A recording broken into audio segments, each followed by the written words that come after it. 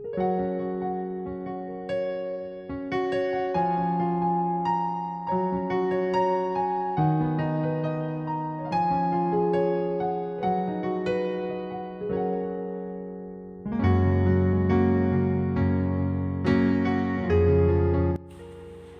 ibu bapak saudara terkasih dalam nama Tuhan kita Yesus. Semangat pagi, selamat hari Minggu. Bertemu kembali di channel Leonardo Butar-Butar dalam khotbah 5 menit aja atau kolima untuk renungan harian. Renungan pada hari ini saya ambil dari kitab 1 Yohanes pasal yang pertama ayat yang ke-7. Demikian kesaksian firman Tuhan. Tetapi jika kita hidup di dalam terang, sama seperti Dia ada di dalam terang, maka kita beroleh persekutuan seorang dengan yang lain. Dan darah Yesus anaknya itu menyucikan kita daripada segala dosa. Hidup di dalam terang. Ibu bapak saudara terkasih dalam nama Tuhan kita Yesus, kata terang adalah lawan kata dari gelap.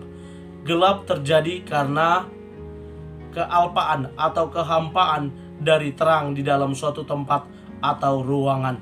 Ketika listrik dapat menyalakan lampu yang ada dalam sebuah ruangan, maka situasi ruangan tersebut akan menjadi terang.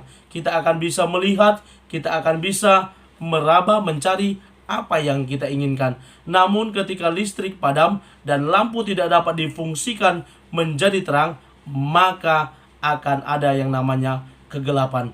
Dan ketika sudah gelap, maka kita tidak akan mampu lagi melihat benda yang kita inginkan atau yang akan kita dapatkan. Dan kegelapan membuat kita hanya bisa meraba-raba dan mengagak-agak dari mana jalan keluar dari ruangan tersebut. Ibu bapak saudara terkasih dalam nama Tuhan kita Yesus, berbicara tentang terang, Rasul Yohanes hendak menguatkan orang-orang Kristen yang ada pada saat itu, di mana mereka juga dikejar-kejar oleh orang-orang yang tidak menyukai adanya Kristen. Maka mereka hendak dikuatkan untuk dapat tetap menjadi terang.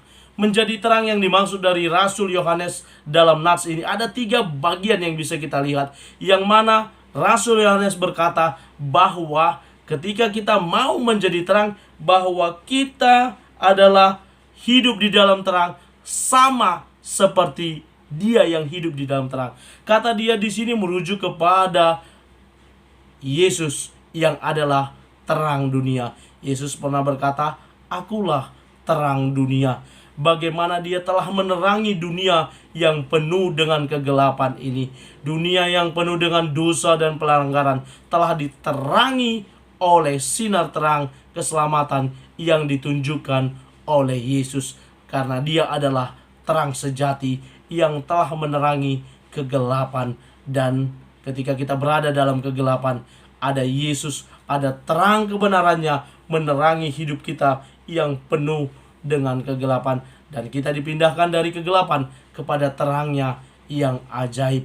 Yang kedua, yang mana kita bisa lihat dari nats ini, hidup sebagai terang, hidup di dalam terang, yakni dikatakan dalam nats ini, kalau kita hidup di dalam terang, maka kita hidup dalam persekutuan seorang dengan yang lain. Kita memiliki kerinduan untuk datang beribadah, bersekutu di dalam gereja, di dalam persekutuan yang dibentuk oleh orang percaya. Maka kerinduan tersebut sama dengan orang lain yang memiliki kerinduan untuk dapat beribadah, bersekutu kepada Tuhan, memuji memuliakan namanya, mendengarkan firman yang disampaikan oleh para hambanya. Ada kerinduan dalam persekutuan, dalam koinonia yang dibentuk di dalam sebuah komunitas atau gereja. Yang ketiga yang dikatakan oleh nats ini, hidup di dalam terang, yakni darah Yesus menyucikan kita dari segala dosa. Orang-orang yang hidup di dalam terang adalah orang-orang yang telah ditebus, disucikan Yesus dengan darahnya, sehingga dosa pelanggarannya menjadi diampuni. Dan kita dipindahkan dari orang-orang yang ada di dalam dosa dan diperbaharui oleh darah Yesus yang telah menyucikan dan menguduskan kita. Karena itu ibu bapak saudara terkasih, mari kita menjadi terang dimanapun Tuhan menempatkan kita. Karena kita sudah beroleh keselamatan di dalam Yesus. Karena kita sudah belajar dari terang sejati itu, yakni Tuhan Yesus. Selamat beraktivitas, selamat beribadah nantinya. Tuhan Yesus memberkati. Shalom.